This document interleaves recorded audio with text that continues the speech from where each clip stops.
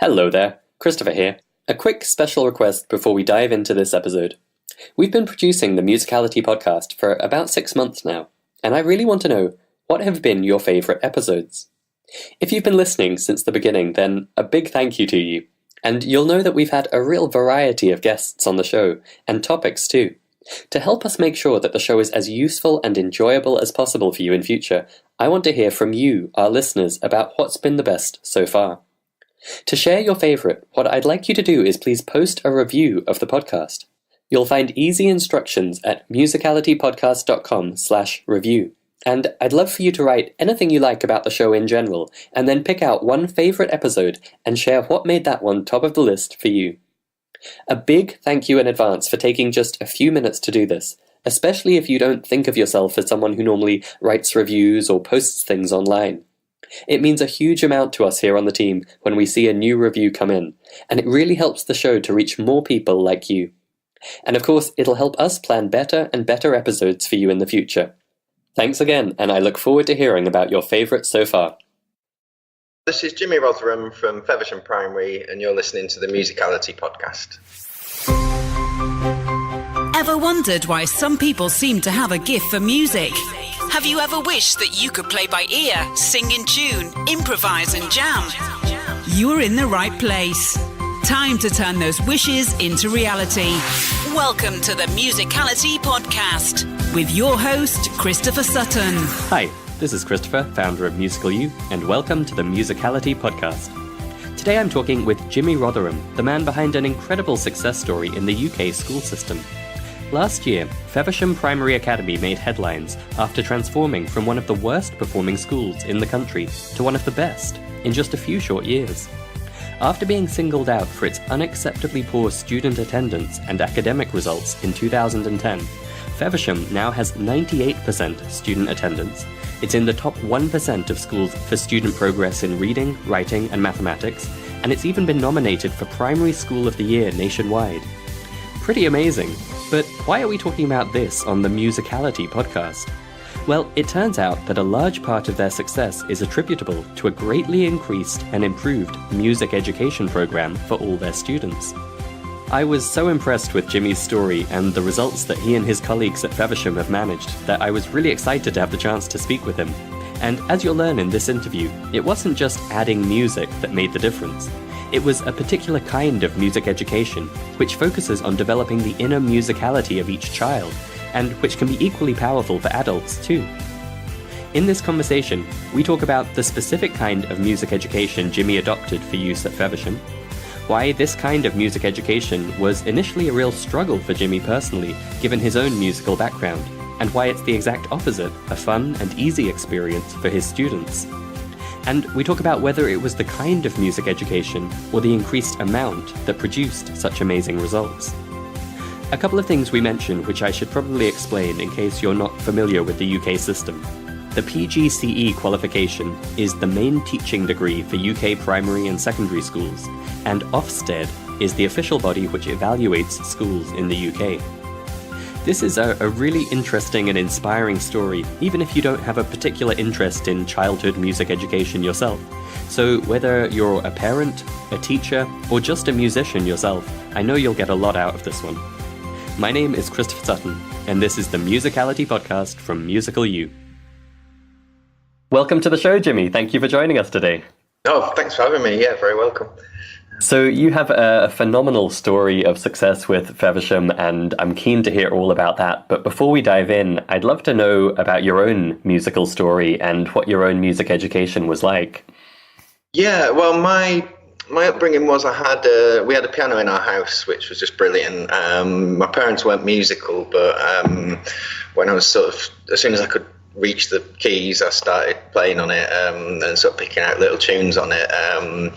And luckily, I had parents who could support me. You know, we weren't a particularly well-off family, but my parents kind of prioritised me learning music. So my mum used to walk me sort of 3 or 4 miles every week to my piano lessons. And lucky to have piano lessons sort of all my life growing up. And it was quite interesting. So when I came to sort of go to university, my reading skills were very poor. I was very sort of learning classical music and was very bad at reading, so it was quite hard work a lot of the time. And then I discovered sort of jazz, and I've always been able to play by ear, so that kind of opened up a new world for me. It was a little bit late for my university choices. I went to study English at Lancaster University. I finished my degree and I didn't really want to work in sort of journalism or sales, so and had a kind of epiphany when I was sat in the middle of a field meditating, and sort of suddenly realised that I had devoted the rest of my life to music. So I went to Leeds Music College, learnt sort of jazz and music production there, and never looked back from there, really. It's the best decision I ever made. And I managed to find a lot of professional work despite not being able to read music well, because I had skills in sort of being able to listen to pieces and play them straight away and then transpose them to whatever key. So that's sort of where my skills lay, and I have managed to get sort of quite a lot of work doing that. And then I got into teaching and was teaching secondary. I was sort of thrown straight into a tough school with a lot of behaviour problems. It was probably one of the hardest places you could go to work as a teacher. So that was quite eye-opening, quite interesting work. And then I had a job teaching music A level for a couple of years, which was great. But then when the cuts started to come in, I started to get more and more demands. Can you do this BTEC course? Can you do that BTEC course? Can you do this maternity cover, but we can't offer you any more hours to do it, sort of thing. And I ended up doing 70-hour weeks every week. Was getting paid for 3 days, and thought, right, I've had enough of this. I'm gonna quit, because they were offering some voluntary redundancies. So kind of bit the hand off, and thought, right, I'm never going to teach again. And went to try and be a professional musician, and if it was the weekend all the time, I'd have done okay, but it's quite hard sort of, and living and sort of not knowing where your next bit of money's coming from. So I started doing a bit of supply teaching just to get a regular steady income. Started working in primary schools and absolutely loved it.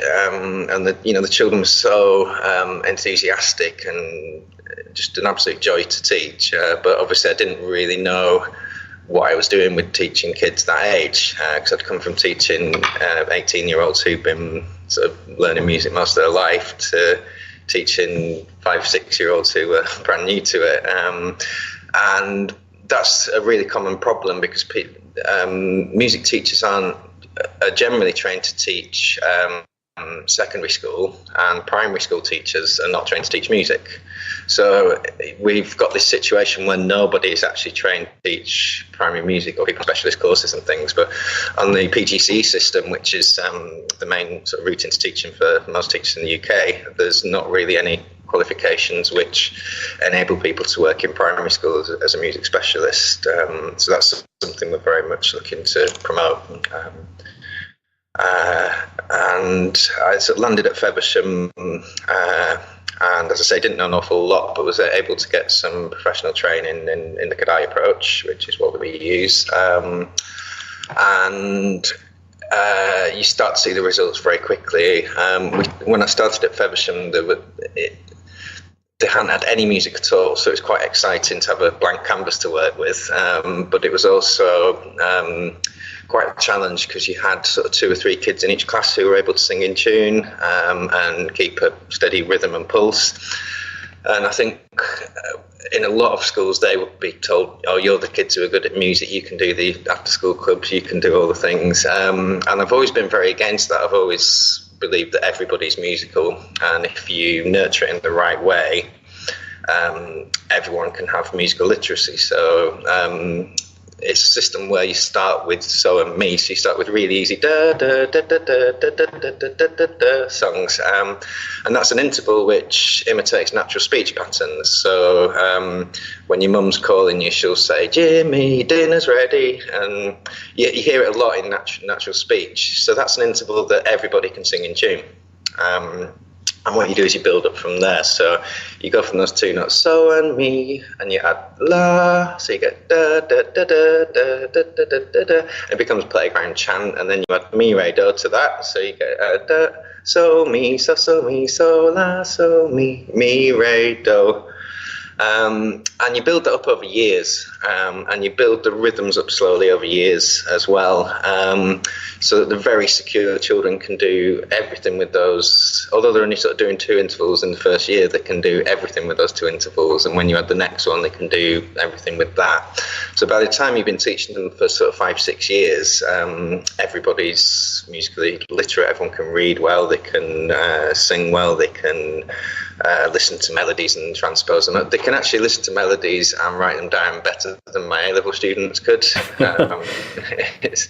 It's really striking and really effective methodology for primary schools, but sadly it's virtually unheard of even amongst music teachers. It's not very well known, so we're hoping more people hear about it because of our success. Well, there was a ton there that I'd like to unpack and dig into. It's a fantastic journey, and obviously we know the results have really shown the value of that teaching approach. You said that you were someone who could always play by ear. Was that something that featured in your piano learning as you grew up, or did you learn to do it, or was it just something that you did instinctively? As I remember it was something I did fairly instinctively, so I was quite lucky in that respect. And I think because I nurtured it from an early age, it was something I've always been able to do. But what I found interesting when I moved into teaching was that quite often the things you can do well as a musician, you don't necessarily understand how you can do them and how you can teach other people. And what I found actually in my teaching was I was better at teaching the things I wasn't very good at, like the sight reading and things. Because I had to think more carefully about what those first steps were. Whereas with sort of playing by ear, it's something I've always just done, and it's hard to teach because I don't understand how I did it necessarily. So the Kodai approach, by naming every note using do, re, mi, fa, sol, la, ti, do, it's really effective in developing that ear for music. So it's a really good system where I can teach people to do what I can do, but I think before I learned that methodology, I wouldn't have been necessarily brilliant at teaching it.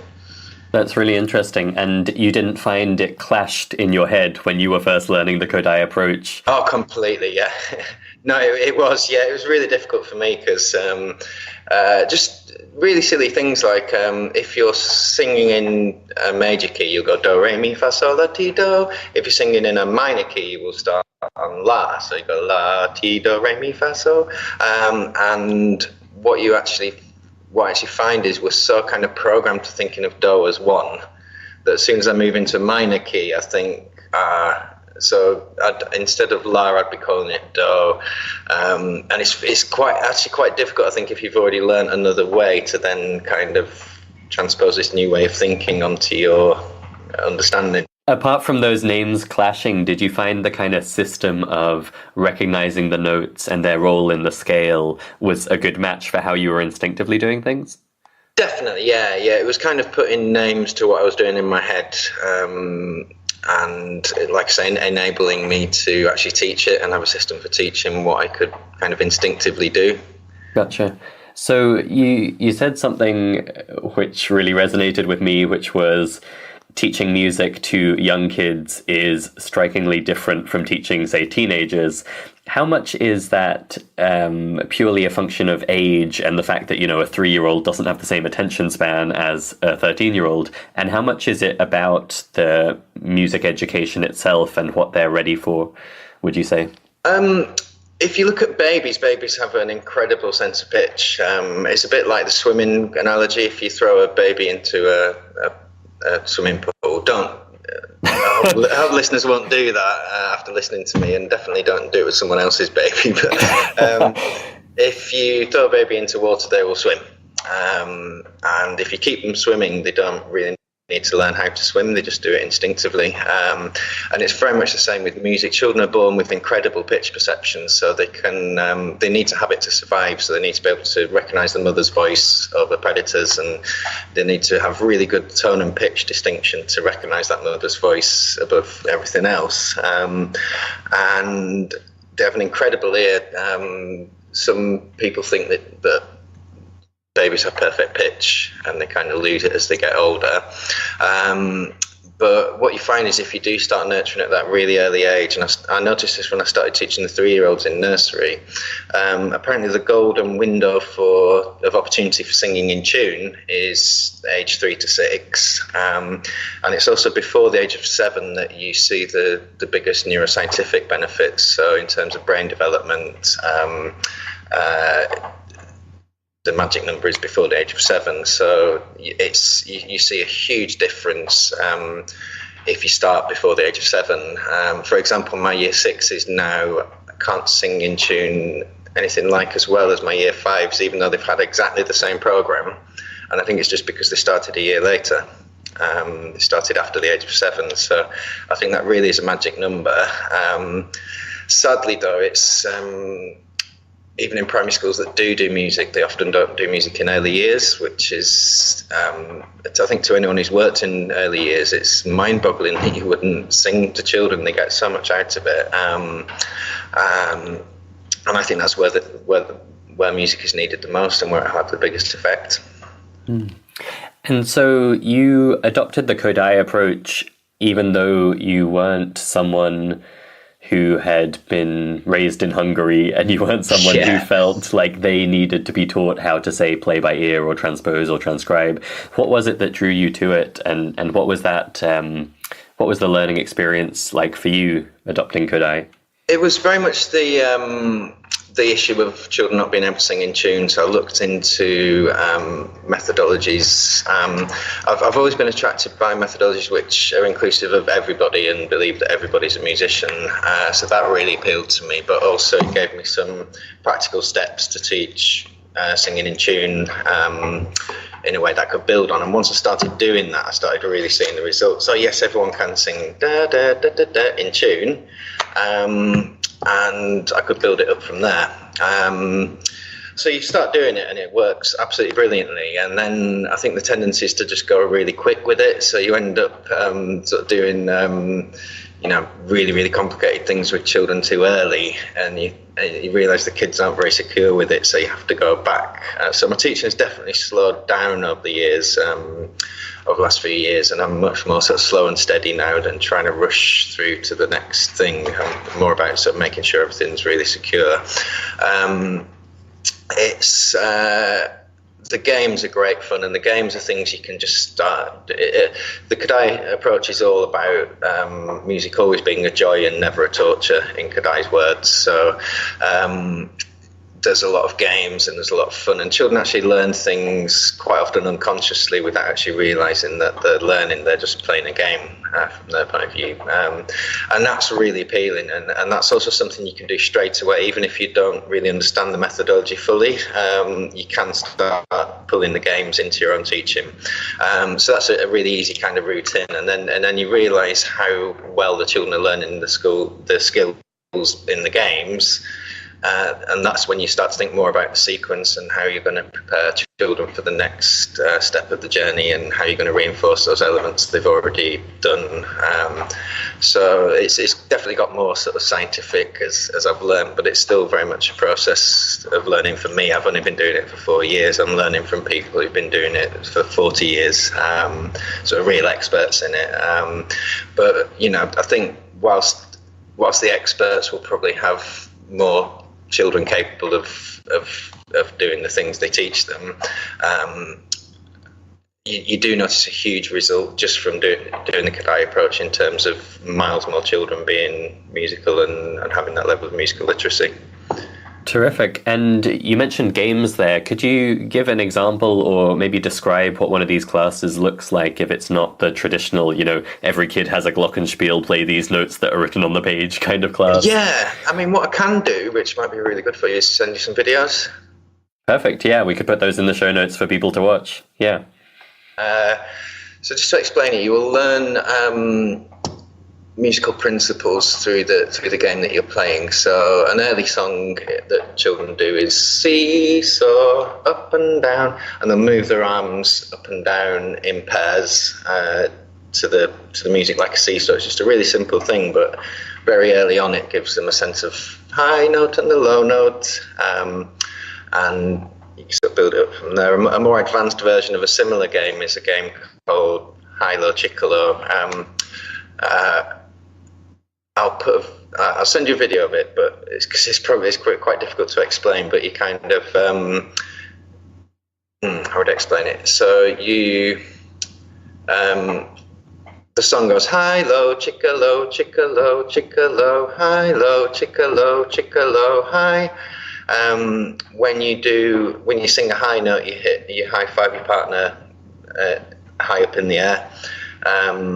You high five below your hand for the low note, and then you hit your hands together for the chicka. We'll put a link to the video in the show notes, but I think that gives people a sense, and I guess obviously there you're starting to prepare them for the idea of hand signs and that physical sense of where notes live in the scale. Yeah, absolutely, yeah.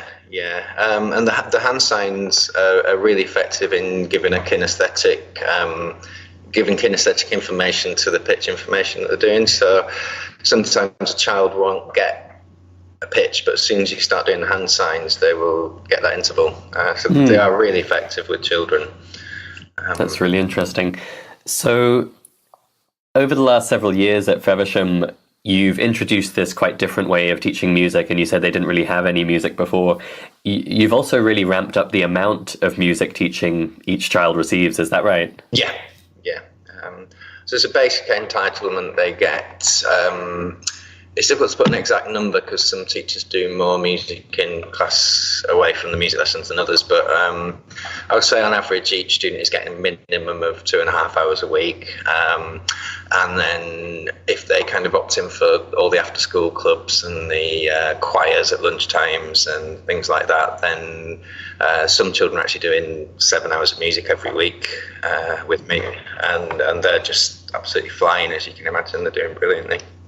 Fantastic. And the results you've been getting in terms of academic achievement and attendance and, pupil satisfaction and enjoyment and parent engagement, would you say that is primarily down to just increasing the amount of music, or do you think it's also related to the methodology and the more kind of game-like, joy-focused approach to music learning?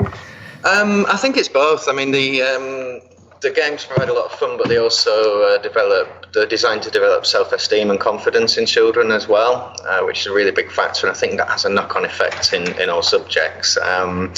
If you look at neuroscientists such as Dr. Anita Collins in Australia, she does a fantastic TED Talk where she talks about all the neuroscientific benefits for children. And I think once you learn about those, it's almost cruel not to give that to children really in schools.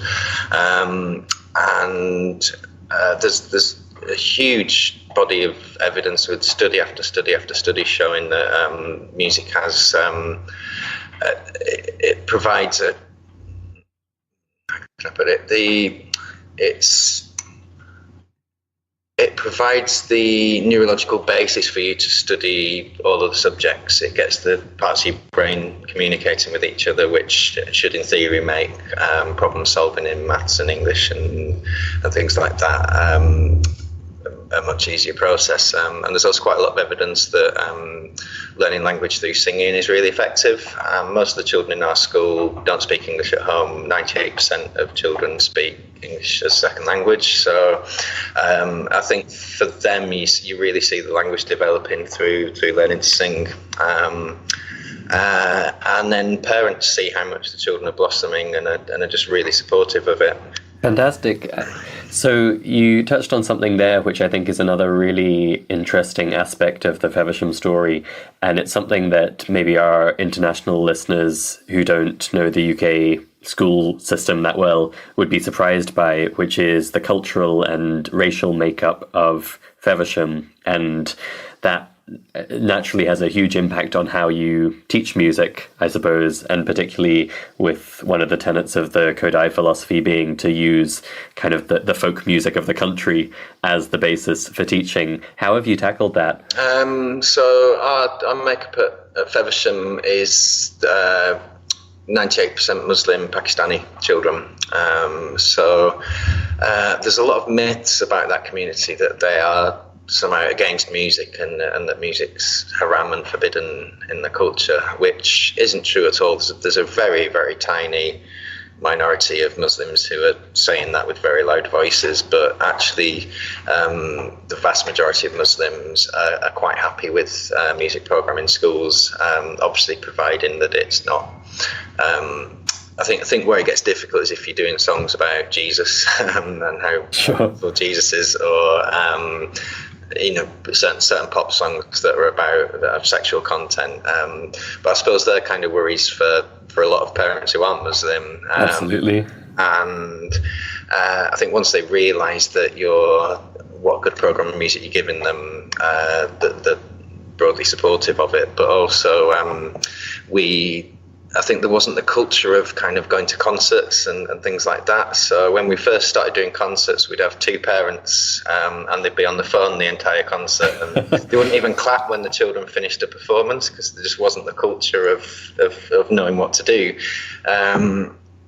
And we sort of tackled that by getting some very well-renowned Muslim musicians to come into school and show the children that you can be a Muslim and you can be a musician, you can be a very devoted Muslim, and music can be part of that. So we had Ahmed Hussein come in, and he's had millions and millions of YouTube hits with his nasheeds, which are sort of Muslim worship songs, but there's kind of a pop nasheed industry now, and he's doing very well in that field.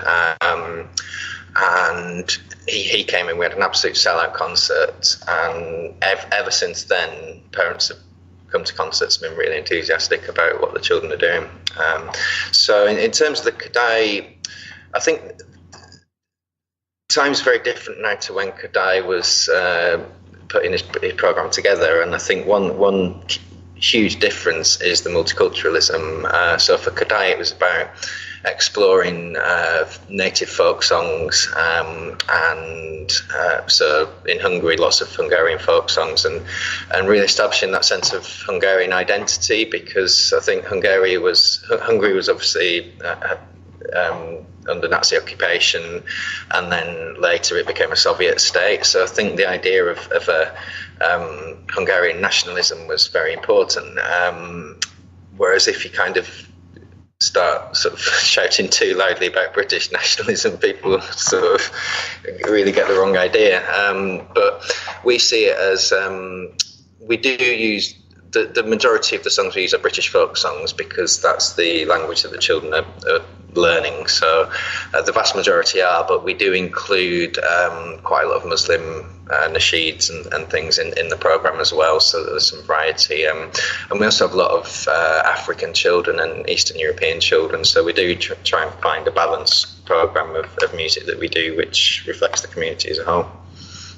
Very cool. And over the last several years, apart from these kind of big headline results in terms of academic achievement, are there any standout examples, or maybe children who you've seen really benefit from this, where, the traditional lack of music education in the UK schools might have left them stranded?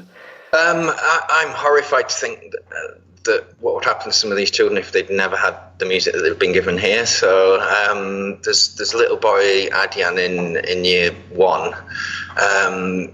He has some fairly complex learning difficulties, which actually result in him not speaking to anybody. Or when he first started, he wouldn't speak to anyone, wouldn't communicate. You could give him instructions, you weren't even sure if he'd actually heard them or not. And he wouldn't really speak to anybody. But then what we found was he loved singing and would just sing. And we very quickly started him teaching language and vocabulary through song. And once you've got him singing, you can't stop him. he will sing verse after verse after verse of songs. And we realised that all the time he was kind of running around and didn't seem to be listening, he was taking in all these songs and learning them. And Mum has very enthusiastically sort of jumped on this as a way of developing his language, but also sort of showing him off to relatives in Pakistan on Twitter, showing what he can do. And he will communicate, he will respond to musical signals. So if you go do do, he will stand up. If you go do do, he will sit down. He will if you start singing the tidying up song, he'll start tidying up, he'll tidy everything up, and then while he's still singing the song, he'll go and queue up at the door, ready for the next lesson.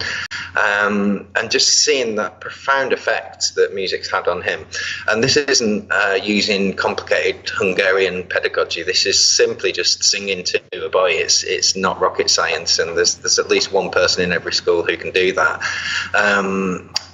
But I've worked in autistic schools and the children have had no music whatsoever. And I think it's, when you see the huge difference it's making to his life, it's a no-brainer. I mean, every child should be having that kind of opportunity to learn and develop. Absolutely. And so what's holding us back as a country in terms of music education? And I'm sure the same question applies in a lot of countries. Yeah, I mean, one thing is not taking it seriously. It's music is seen as like a cherry on the cake. If you get everything else sorted out, then maybe you'll have a bit of time to do a bit of music. And because they're only kids, it doesn't really matter if it's not high quality. There's that. That's very much the mentality.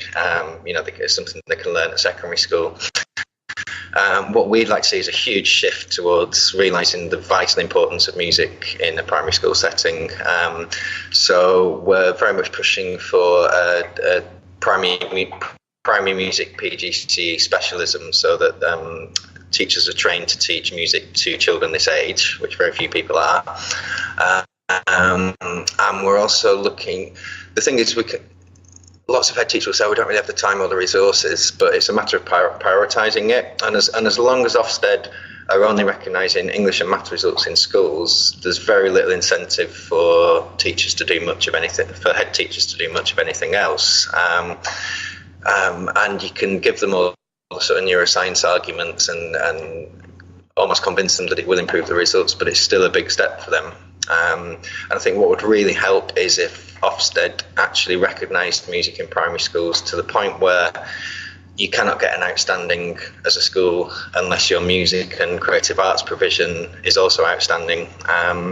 So we're trying to come up with a system that isn't too intimidating for schools, that's fairly simple for schools to use, but which recognises music and creativity as core subjects, basically, as vitally important core subjects. Because I think they are. I mean, I think you can get the results through drilling maths and English, but you end up with children who aren't particularly enjoying their education.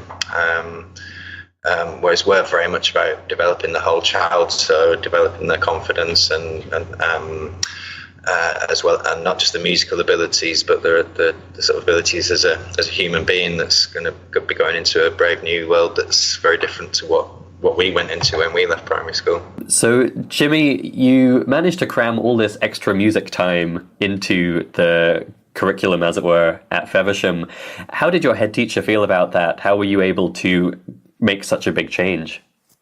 It's impossible really to bring about the sort of changes we did without the full support of your head teacher, and I was very lucky. One of the things that attracted me to actually stay at Feversham when I came on supply was that Naveed, the head teacher, he wanted a music specialist in the school. He wanted somebody who could teach music across the age range, and he's very much coming at it from his master's was in comparative religion, so he's very interested in the sort of spiritual side of life, and he believes that music is one of the few things left that actually give you that transcendental experience of sort of taking you away from your everyday life, and the sort of meditative mental health qualities that music brings.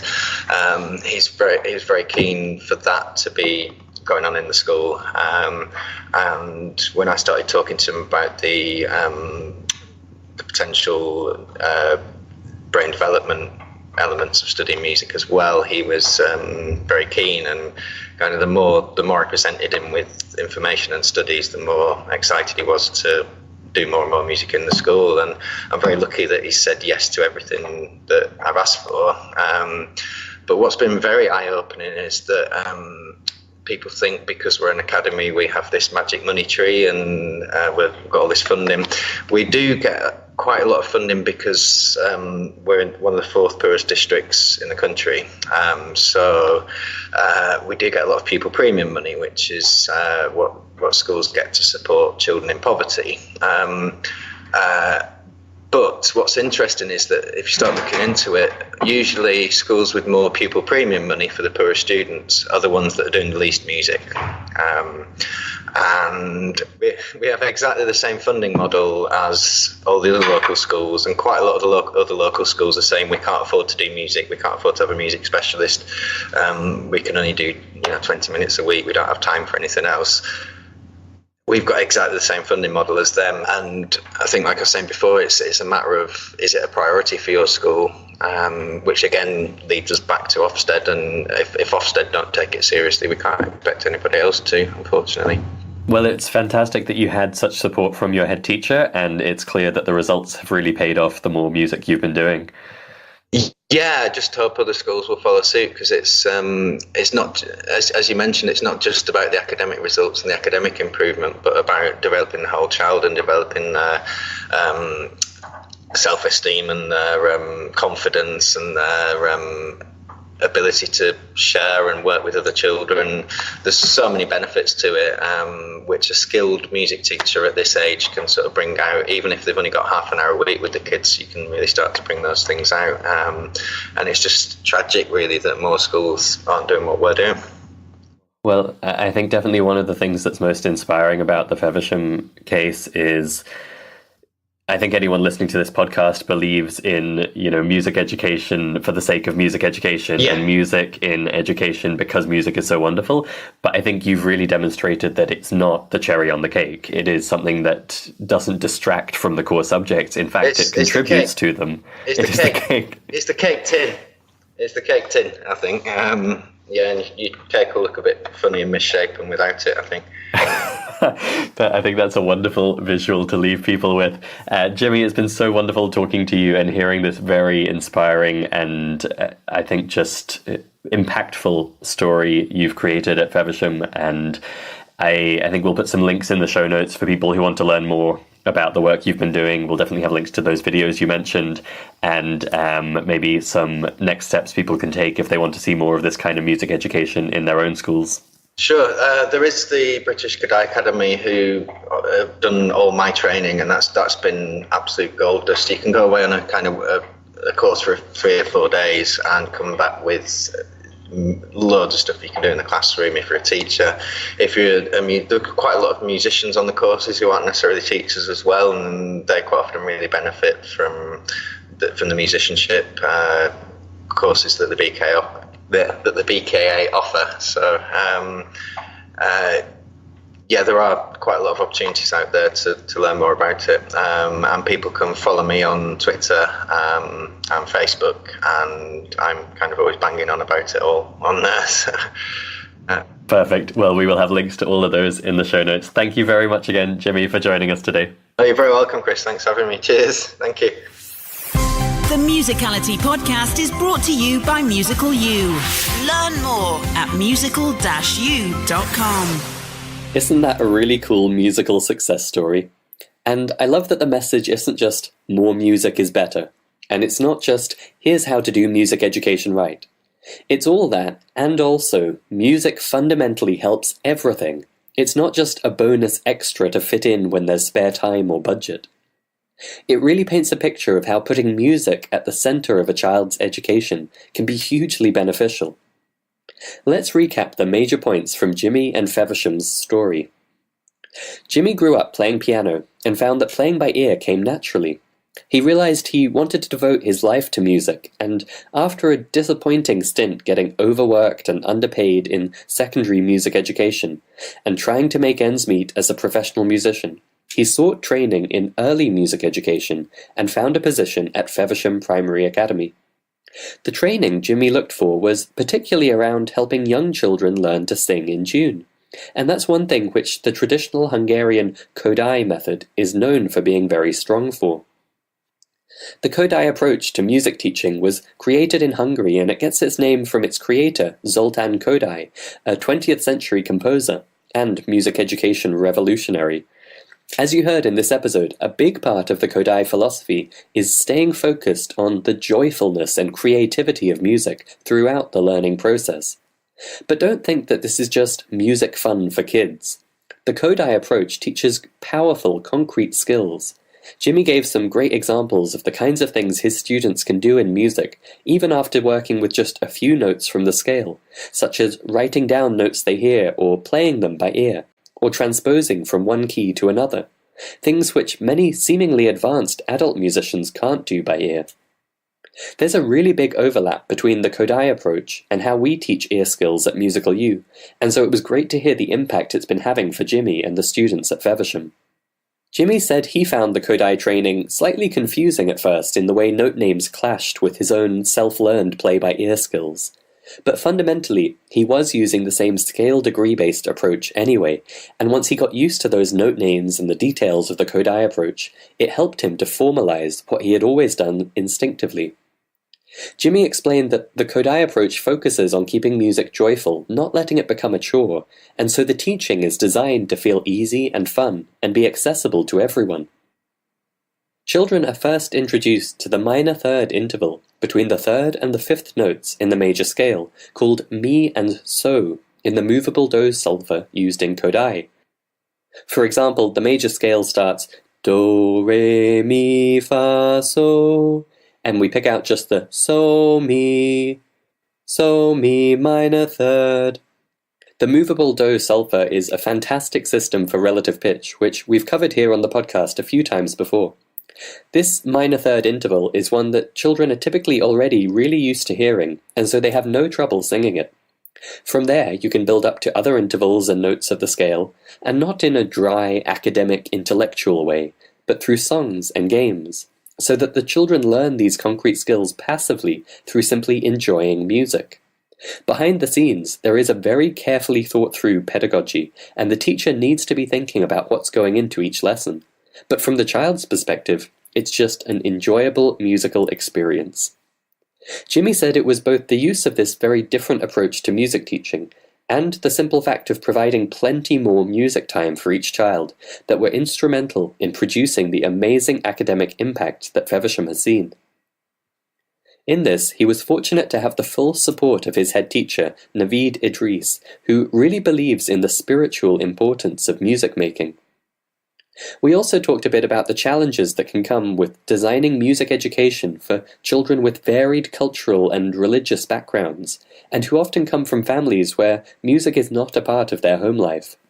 By incorporating some traditional Muslim religious music such as nasheeds, and inviting pop stars such as Ahmed Hussein, Feversham has managed to combine the Kodály approach, which is traditionally seen as being very focused on a country's own native folk music, with a broader approach to music that's much more suited to the multicultural population of the UK.